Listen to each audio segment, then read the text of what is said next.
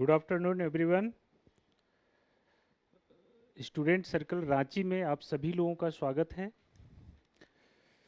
पिछली क्लास में आप लोगों ने अर्थ इंटीरियर के बारे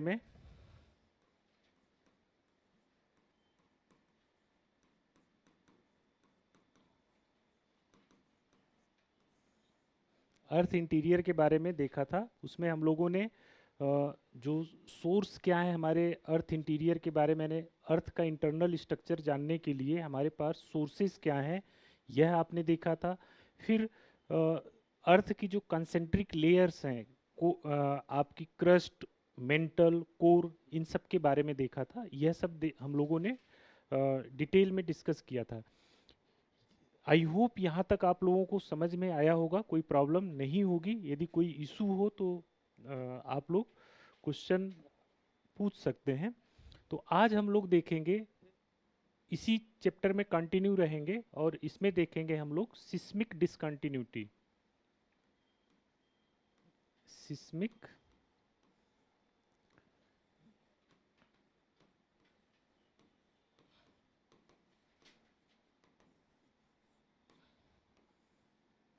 सिस्मिक डिसकंटिन्यूटी, यह ऑब्जेक्टिव आपसे जब भी आप ऑब्जेक्टिव एग्जाम देंगे तो यह डिसकंटिन्यूटी के बारे में आपसे क्वेश्चन पूछा जाता है। क्या होती है डिसकंटिन्यूटी? आपने वेव्स जब हम लोग एस और पी वेव पढ़ रहे थे तो हम लोगों ने बोला था कि अर्थ का जो इंटरनल स्ट्रक्चर है, एक बार फिर से हम लोग बना लेते हैं।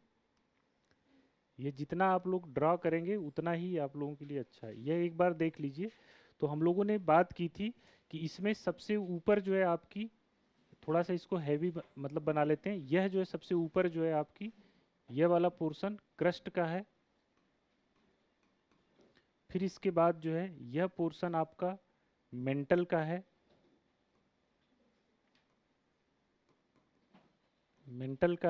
फिर इसके बाद यह पोर्शन आपका कोर का है।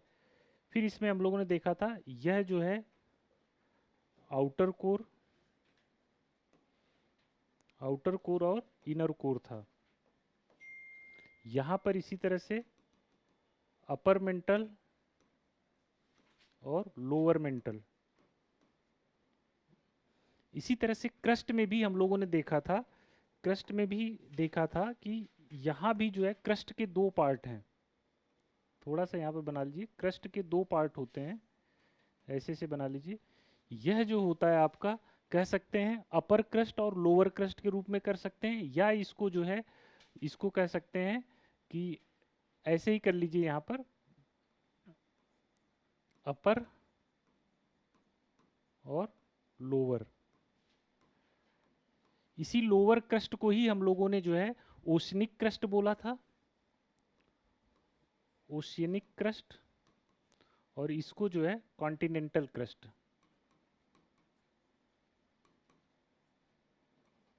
ठीक, यह जो है आपका पूरा इंटरनल स्ट्रक्चर अर्थ का जो है इस फॉर्म में लेयर के रूप में पाया जाता है। अब यह डिसकंटिन्यूटी क्या होती है? तो यह जो अर्थ का स्ट्रक्चर है, यह जो है सबसे, हम लोगों ने बात की थी कि सबसे साइंटिफिक जो स्ट्रक्चर के बारे में बताता है वह आपका सिस्मिक वेव्स हैं, इनसे पता चलता है। सिस्मिक वेव से कैसे पता चलता है? हम लोगों ने बात किया था कि सिस्मिक वेव का जो प्रोपोगेशन होता है, प्रोपोगेशन जो पाथ होता है और जो इनकी स्पीड होती है, यह दो इंपॉर्टेंट फैक्टर हैं वेव्स के, सिस्मिक वेव वो जो पी और एस वेव थी, जिनसे हमें जो है पता चलता है। देखिए, जो वेव होती है या लाइट होती है, तो आपने साइंस में थोड़ा बहुत पढ़ा होगा कि जब लाइट एक डेंसर मतलब रेयर मीडियम से डेंसर मीडियम में जाती है तो वह अपने पाथ पर थोड़ा सा रिफ्रैक्ट होती है, यानी मुड़ती है ना। तो मतलब रिफ्रैक्ट होती है तो डेंसिटी अंदर चेंज होगी, और जो आपकी वेव्स होंगी वह जो है अपने पाथ पर कर्व ले लेंगी, कॉनकेव या कॉन्वेक्स फॉर्म में चेंज मतलब रिफ्रैक्ट हो जाएंगी। ठीक, रिफ्रैक्शन हो जाएगा। इसी तरह से स्पीड भी जो है, जैसे जैसे डेंसिटी बढ़ती है वैसे वैसे इनकी स्पीड बढ़ती है। फिर हमने देखा था कि कुछ जो है वेव होती हैं, जो एस और पी वेव में हम लोगों ने देखा था कि जो एस वेव होती है वह केवल सॉलिड वाले पोर्शन में जाएगी, कहीं भी अर्थ के अंदर लिक्विड पोर्शन आ जाएगा तो वह जो है वहां पर क्या हो जाएगी, नहीं मूव करेगी। तो यह हम लोगों ने देखा था कि यह जो आउटर कोर है यह आपका जो है क्या है, लिक्विड फॉर्म में है। इसको हम लोगों ने बोला था सॉलिड फॉर्म में है। इतनी बातें हम लोगों ने कल जो है मोटा मोटा डिस्कस की थी। अब हम देखते हैं डिसकंटिन्यूटी क्या है। अब देखिए सिस्मिक वेव का जो अपनी स्पीड होती है, मतलब सिस्मिक डिसकंटिन्यूटी जो है एक तरह से एक ट्रांजिशनल रीजन होता है। ट्रांजिशनल रीजन होता है अर्थ के अंदर, ठीक, ट्रांजिशनल रीजन होता है जहां पर जिस एरिया में जो आपकी सिस्मिक वेव हैं, सिस्मिक वेव का जो है बिहेवियर जो है आपका बदल जाता है। कहने का मतलब इस एरिया, यह जो एरिया होता है इससे पहले जो है जो वेव होगी, इससे इस एरिया में मान लीजिए कहीं पर ये एरिया है जो कि ट्रांजिशनल रीजन है, तो क्या होगा कि सिस्मिक वेव जो है यहाँ पर इसकी स्पीड, ठीक, इसकी स्पीड, इसका पाथ, ठीक, कुछ और होगा। लेकिन जैसे इस ट्रांजिशनल एरिया में जाएंगी तो उनकी स्पीड और पाथ बदल जाएगा। मतलब इस एरिया के जैसे ही इस पार आएंगी तो इनकी स्पीड और पाथ जो है बदल जाएगा। तो ऐसा एरिया डिसकंटिन्यूटी जो है, ऐसा एक एरिया है, रीजन है जहाँ पर सिस्मिक वेव जो पी और एस वेव हैं उनका बिहेवियर बदल जाता है। उनके जो है जो कह लीजिए करेक्टरिस्टिक्स हैं, मतलब स्पीड और टाइम पाथ को लेके वह बदल जाती है। तो यह ऑब्जर्व किया गया।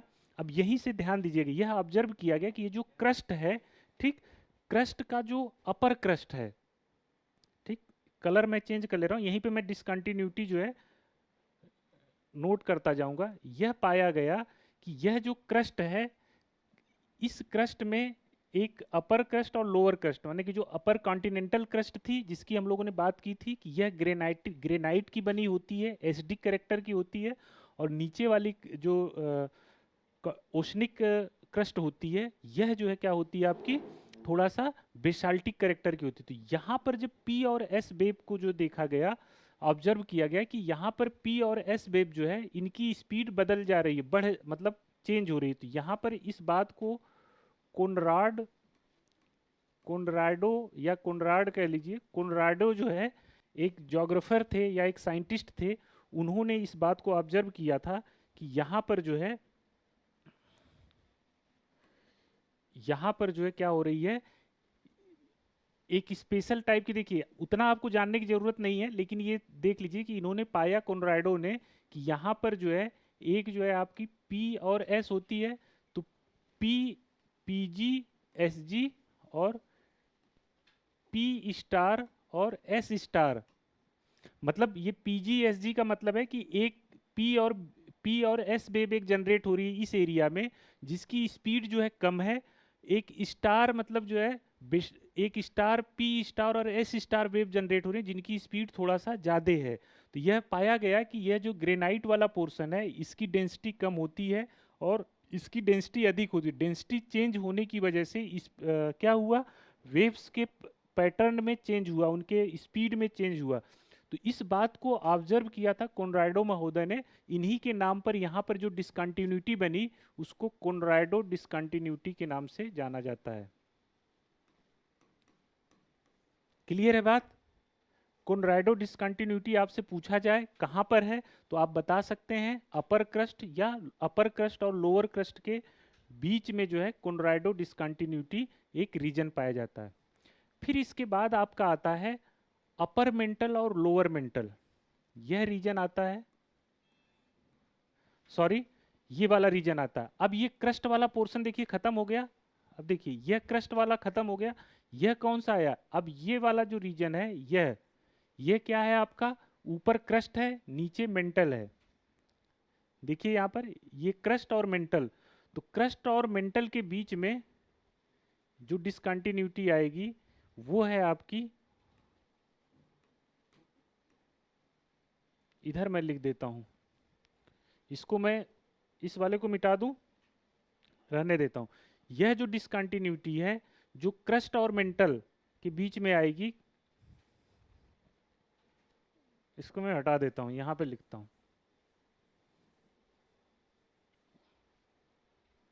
देखिए यह जो है ये वाला रीजन, ये ऊपर क्या है, क्रस्ट है, नीचे क्या है, अपर मेंटल है, अपर मेंटल है। यहाँ पर ये जो डिसकंटिन्यूटी आएगी, देखिए अब क्रस्ट है, क्रस्ट की डेंसिटी कितनी होती है, ये वाला जो रीजन है इसकी डेंसिटी 3 ग्राम पर सेंटीमीटर क्यूब होती है।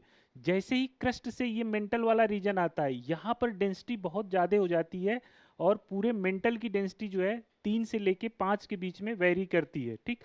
तो यहाँ पर फिर एस और पी वेव की स्पीड में यहाँ पर देखा गया कि अचानक जो है जैसे ही क्रस्ट से इस वाले रीजन में आते हैं तो स्पीड में मतलब एक तरह से क्या होगा, इंक्रीमेंट होगा ना, वृद्धि होगी, ठीक है, इंक्रीज करेगी स्पीड। तो यह बात जो है, यह क्षेत्र जो डिसकंटिन्यूटी का है, ये जो है आपका मोहो मोहो या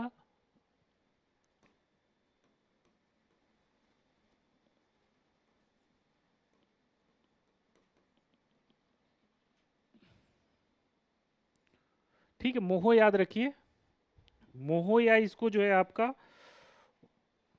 मोहो मोहोरो विसिक, ठीक, मोहो या मोहोरविसिक डिसकंटिन्यूटी के नाम से जाना जाता है।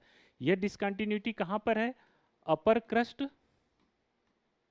सॉरी क्रस्ट ऐसे लिख लीजिए, क्रस्ट, क्रस्ट में कौन सा क्रस्ट हो जाएगा, लोअर क्रस्ट और अपर मेंटल के बीच में है। यहाँ पर स्पीड एस और पी वेव की अचानक जो है वृद्धि उसमें जो है इंक्रीज हो जाती है स्पीड में, तो यहाँ पर इसलिए यह सिस्मिक डिसकंटिन्यूटी आती है। तो पहली आपकी डिसकंटिन्यूटी क्या हो गई, ये दूसरी वाली होगी मोहो, इसके पहले जो है यहाँ पर आपका अपर क्रस्ट था, यहाँ पर डिसकंटिन्यूटी क्या थी, कोनराडो या कोनराड, कोनराड कोनराड या कोनराडो डिसकंटिन्यूटी। इसके बाद अब ये अपर मेंटल के बाद यहाँ पर क्या आएगा, ये देखिए यह वाला क्षेत्र है, यह अपर मेंटल और लोअर मेंटल, अपर मेंटल और लोअर मेंटल, यह जो डिसकंटिन्यूटी आती है, यह डिसकंटिन्यूटी है रेपेटी डिसकंटिन्यूटी,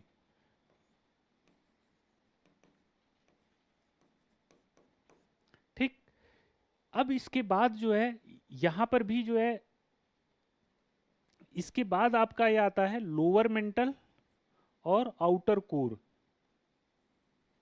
ठीक, यह वाला क्षेत्र।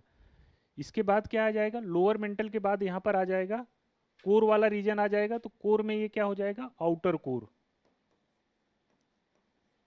ठीक। आउटर कोर और मेंटल, मतलब कोर और मेंटल के बीच में जो डिसकंटिन्यूटी होती है वह होती है गुटेनबर्ग,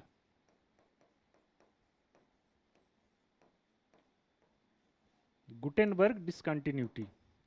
ये एग्जाम में पूछता है, आपको इसको याद कर लेना, लर्न कर लेना है, ठीक है। तो गुटेनबर्ग डिसकंटिन्यूटी हो गई। अब देखिए अब होता क्या है कि जैसे ही मेंटल वाला रीजन है, हमने बताया कि मैक्सिमम 5 से 7 के आसपास डेंसिटी जाती है, लेकिन जैसे ही मेंटल से आप यह वाला रीजन आता है जो कि लिक्विड फॉर्म में है, लेकिन यहाँ पर डेंसिटी बढ़कर जो है 10 के आसपास हो जाती है, 10-11 हो जाती है, जिसकी वजह से स्पीड जो वेव होती है यहाँ पर, चूंकि लिक्विड है तो एस वेव आएगी नहीं, एस वेव यहाँ पर क्या हो जाएगी, डिसअपियर हो जाएगी, केवल जो है आपकी कौन सी जाएगी, पी वेव जाएगी, और पी वेव की स्पीड 7-8 से बढ़कर सीधे ही 11 के आसपास पहुंच जाती है, ठीक है। तो यह जो है यहाँ पर एक डिसकंटिन्यूटी जो है इस रीजन में देखी जाएगी, वह होती है आपकी गुटेनबर्ग। अब इसके बाद जो है यहाँ पर यह वाला जो इनर है, यह सॉलिड फॉर्म में, यहाँ की डेंसिटी लगभग जो है 13 ग्राम पर सेंटीमीटर क्यूब के आसपास हो जाती है, यानी हाईएस्ट डेंसिटी इसी रीजन में पाई जाती है। इस रीजन में आकर आपकी जो है, तो जैसे ही इस लिक्विड से सॉलिड वाले में इसमें जब ट्रांजिशन होता है, तो यहाँ पर फिर से जो है पी वेव की स्पीड बढ़ जाती है, और यह जो डिसकंटिन्यूटी होती है,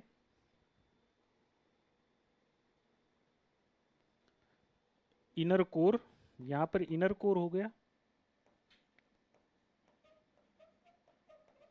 यह जो डिसकंटिन्यू होती है लेहमैन के नाम से जानी जाती है,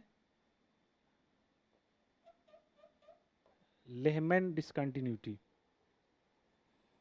ठीक। लेहमैन डिस्कन्टिन्यूटी। अब इसको चाहें आप तो इसको जो है इस तरह से डायग्राम में अपने यहाँ जो है रिकनेक्ट कर सकते हैं, ऐसे इस तरह से कुछ जो है।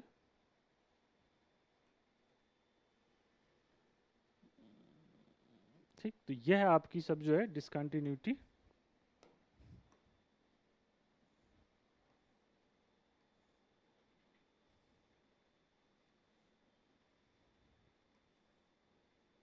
ठीक, यह जो है आपकी डिस्कंटिन्यूटी है। तो सिंपली आप डिस्कंटिन्यूटी मतलब कि जो है जहां वह ट्रांजिशनल एरिया जहां पर जो है आपकी क्या हो रही है, एस और पी वेव का स्पीड बिहेवियर चेंज हो रहा है, वह आपके डिस्कंटिन्यू। यह एग्जाम में आपसे पूछा जाता है, इसको आप जो है लर्न कर लीजिए, याद कर लीजिए। क्लियर है यह?